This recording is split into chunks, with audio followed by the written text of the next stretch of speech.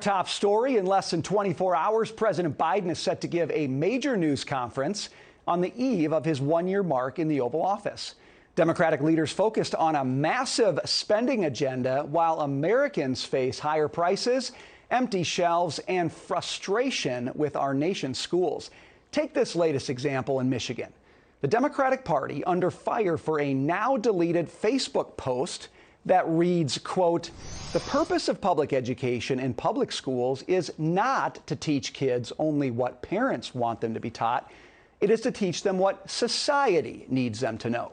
The client of the public school is not the parent, but the entire community, the public." Well, joining me now to discuss is Pete Hegseth, weekend co-host of Fox and Friends and host of the Miseducation of America on Fox Nation. Pete, great to see you. Now, I gotta add this to what we said about the Michigan Democratic Party post. They wrote to clarify later after deleting the post, saying, "We have deleted a post that ignored the important role parents play and should play in Michigan public schools. Parents need to have a say in their children's education." End of story. But Pete, you know, you read that and you think that's not really the end of the story here. I think the story here is the first post that came out. To use a phrase we've heard a lot lately, the quiet part got said very loudly out loud there, Pete.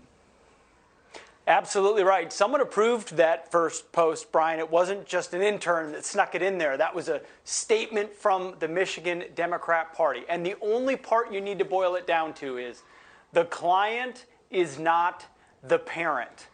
The client is the public and the community standards, as defined by, according to the modern Democrat Party, the teachers' unions, who have their own prerogatives, who have their own pipelines of how they teach and what they teach. And I know we're going to talk about my series here in a moment, but when you dig into the history of the unions, these are utterly lock, stock, and barrel left-wing organizations whose origins come from the hard left.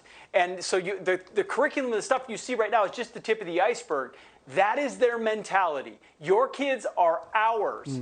Our job is to infuse in them what we believe. You're an obstacle to that. And that's why the silver lining of this whole COVID-19 thing and the Zoom school thing for some people is parents actually got to see what was hidden from them for decades. How long has this been going on and we never knew because it was never exposed?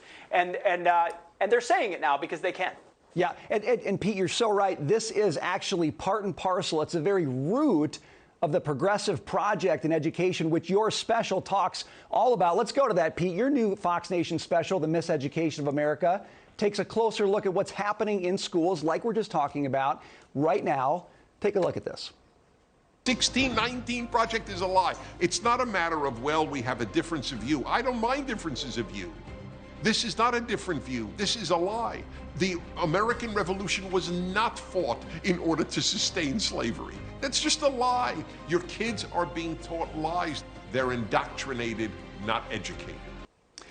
Pete, you know, we saw the word there, indoctrination, but it really is a project of the progressive left with a very particular view of what they think society needs, and that's what they bake into the educational system they've created.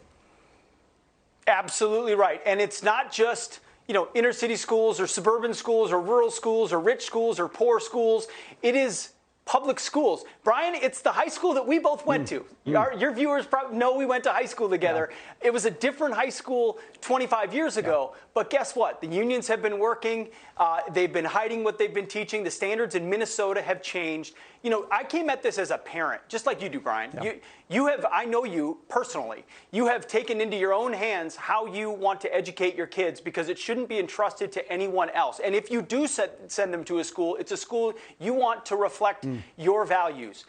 Your viewers right now can safely assume that if you're sending your kids to a public school, it does not reflect your values. And this project is meant to, if you want to admit you have a problem, the first step to recovery, isn't it, that you have to admit you have a problem?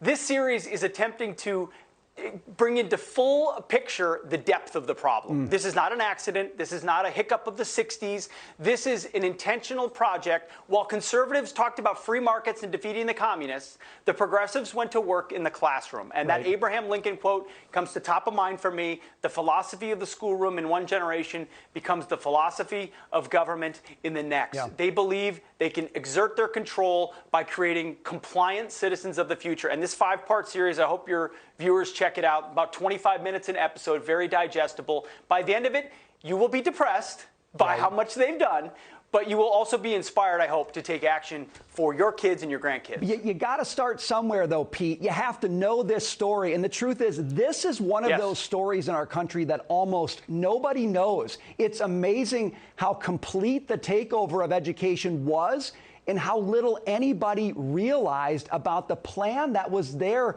from the very beginning, Pete. It's a very important series. Couldn't be a better time for it. We're glad that you're bringing it to our viewers. I want to switch gears for a second because while people are focused on education, the high cost of living, those are real issues people are dealing with. Democrats, this is what they're focused on in the nation's capital. Take a listen. We're going to vote. We're all going to go on the record. And Republicans will have to choose which side they stand on. I think the majority leader there, Pete, is thinking he's going to put everybody on record and somehow change the tide and get the American public on his side. I think a lot of people look at what's going on in D.C. and saying, wait a second here. There's a gap between what we care about and what we need, D.C., and what you're doing for us. Pete, your reaction to what's going on there? Big time. You know, it connects in interesting, in telling ways to education as well, right? I mean, education was supposed to be about local control. Democrats, through unions and Common Core, federalized it. Same thing with our elections. Under our Constitution, that pesky document that the left really doesn't like, and frankly, it's the impediment to the kind of control they really want, total, complete political federal control, provides election oversight to local and state authorities. They want to drive their prerogatives from Washington, D.C. into every city of America. They want to get rid of identification to vote. They want to blow open the voting process. They want to make Election Day a federal holiday, which I could go for, Brian, if we didn't vote for 3 weeks before that.